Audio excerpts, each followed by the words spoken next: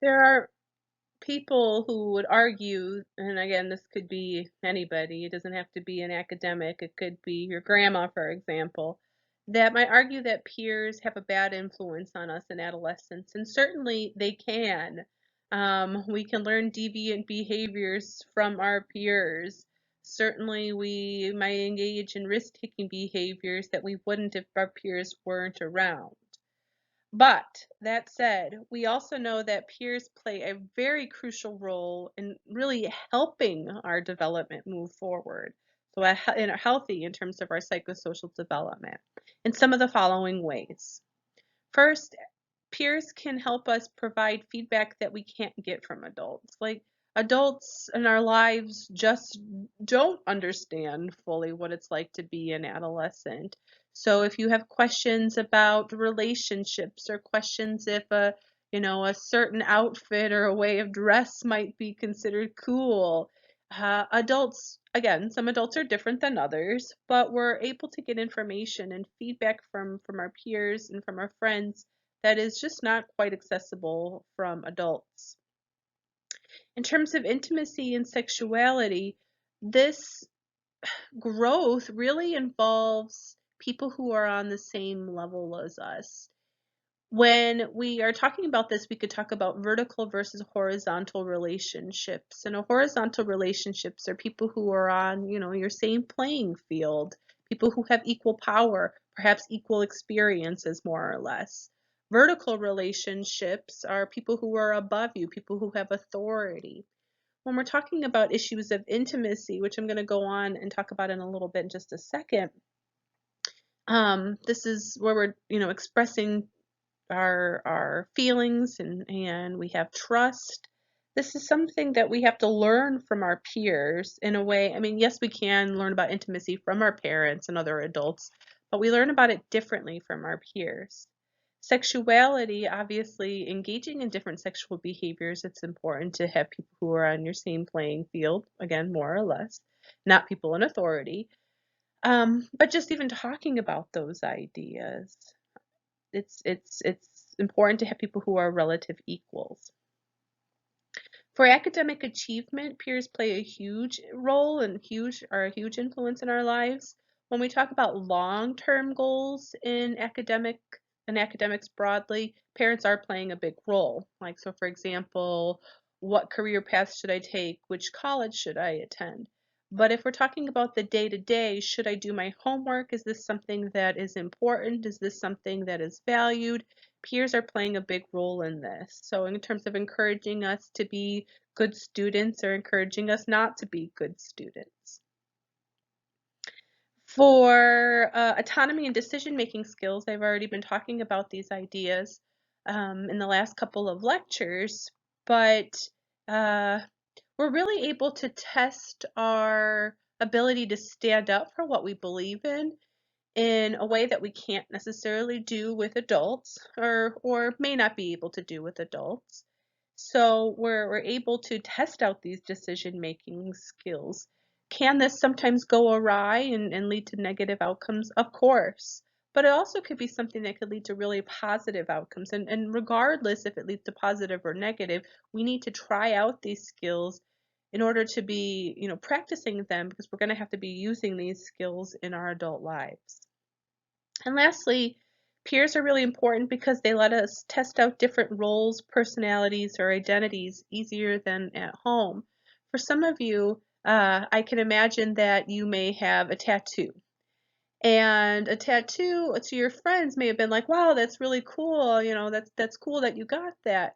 Or maybe a piercing.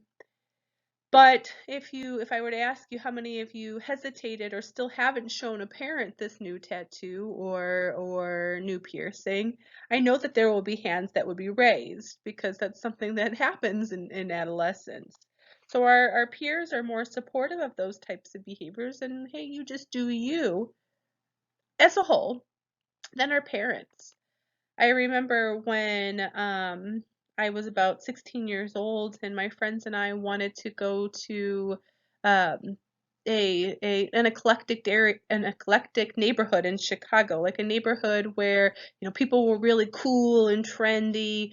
And so on that particular day, and one of my friends was driving, I was like, I need to wear clothes that fit the part. So I wore like clothes that were just not my typical type of clothes because I wanted to fit into this neighborhood. And I remember when I, went to, and my friends picked me up, they didn't even bat an eye. It was just like, okay, you do you. It's not to say that peers won't give you feedback. That goes to the first point that sometimes we need that feedback if they're like, hey, this really isn't you. But at the same time, when we're trying to figure out our identities, it is really important for us sometimes to try out these different types of roles. You can imagine people who, and then maybe this applied to you, who dyed their hair a different color, and sometimes parents might be more resistant to that kind of change than our peers. Different types of clothing, different types of music, different ways of speaking, different lingo. Um, in the end, you have to decide who you are, of course, and figure that out. But this process of testing is really, really important for our development, because how do we know who we are or who we want to be if we don't test those things out? So again, peers are playing a really, really crucial role in helping us develop broadly, specifically in the areas of identity and autonomy, but also in academics and really just life broadly. Okay, we're going to switch gears a little bit and talk about two aspects of peers that you're probably really familiar with, and those are cliques and crowds. So, to start with, we have this idea of what a clique is. We use that term, I'm in a clique, you're in a clique. Adolescents are cliquish, or maybe Augustana is cliquish. So, let's operationally define that word. In the psychological literature, a clique isn't actually as negative as we talk about it in mainstream language. A clique is merely just a group of friends. Usually we have 2 to 12 people in a clique, average about 5 or 6. Usually those are individuals of the same gender, but again, usually not always, and roughly the same age. And like I said, it's a group of friends. These individuals who are in a clique share some common activities, common goals, interests, or for whatever reasons they've been friends for a while. Cliques are the main social context in which adolescents interact, meaning that we are spending a lot of time with our close friends, and often case those friends are part of the clique with us. When we think about it as something that's negative, as something that is elite or snobby, we're often talking about, is this clique really, open to others, or is it really standoffish and nobody else is allowed to talk to those people? And really, cliques differ in this way. So some cliques are open to outsiders, and some cliques are more closed off. Most are small, meaning that members really know each other. It doesn't mean that you're best friends with everybody in the clique. There might be pairs of best friends, but still part of this main clique. Still, you know each other well in that clique. How common are these cliques? There was a study of ninth graders done, and it's actually a pretty cool study because the research team went into a high school and kind of immersed themselves in a high school environment. So observational, but immersive. And what they were looking at is friendship networks. So what kind of category do individuals fall into? And they found basically three different types of patterns. There were some ninth graders who were clique members, so it was clear that they had a group of 2 to 12 individuals who were their friends. There were people who were classified as liaisons, meaning that they weren't necessarily just in one clique, but kind of jumped from clique to clique. Perhaps those were the cliques that were more open to outsiders. And then there were individuals who were isolates, who kind of were more to themselves. Not to say that they didn't have any friends, but definitely not a clique and less of a social network. What this research team found is that in this group of ninth graders, less than half actually were in a clique. So this brings the idea up the idea of, are adolescents actually cliquish if less than half fall into this category? Obviously, this is going to depend from school to school. But as a whole, cliques don't have to be negative. This is the take-home message. They don't have to be negative. It really is just a group of friends. Some of those friends are going to be snobbier than others, but as a whole, the word clique does not have to be negative. Let's distinguish this from crowds on the next slide.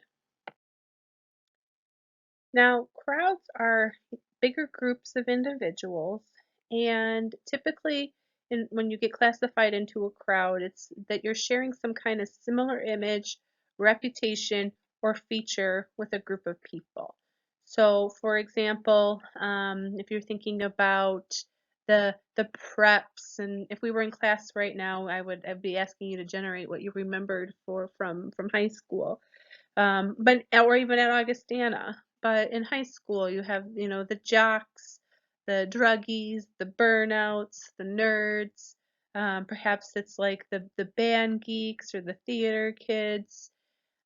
Sometimes we are labeling them based on features or neighborhood.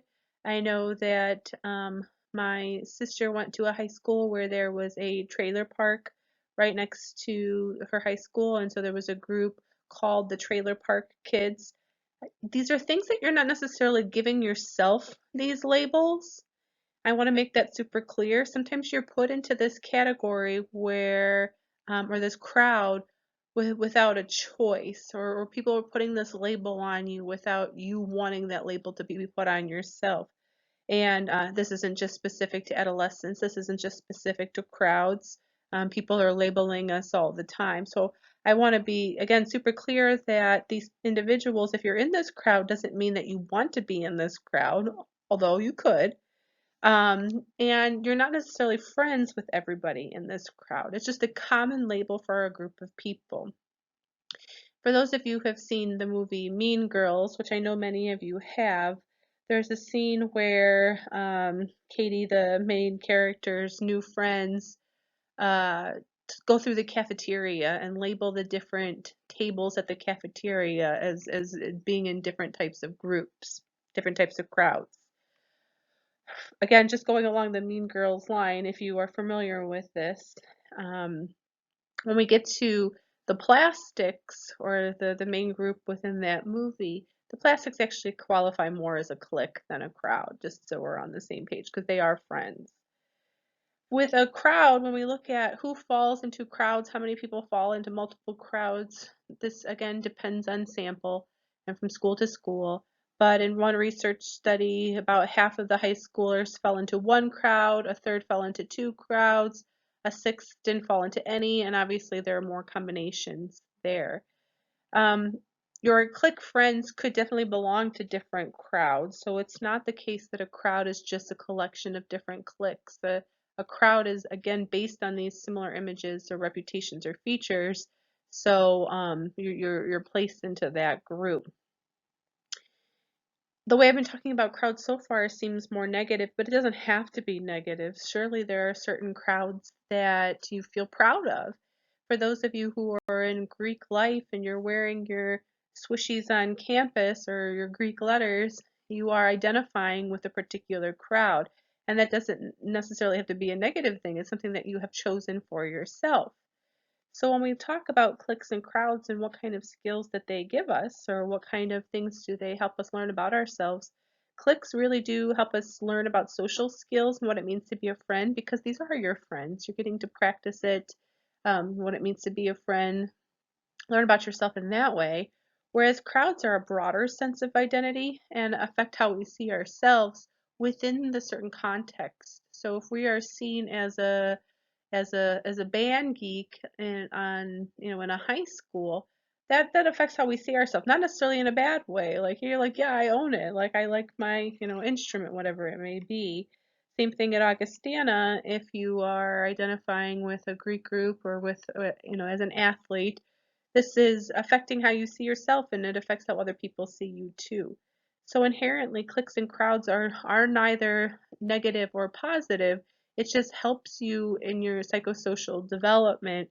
Um, there could be some negative downsides with both, with cliques, if people are really standoffish, with crowds, if you don't want to have that label hanging over you and it's hard to, get out of that label. But there also are benefits.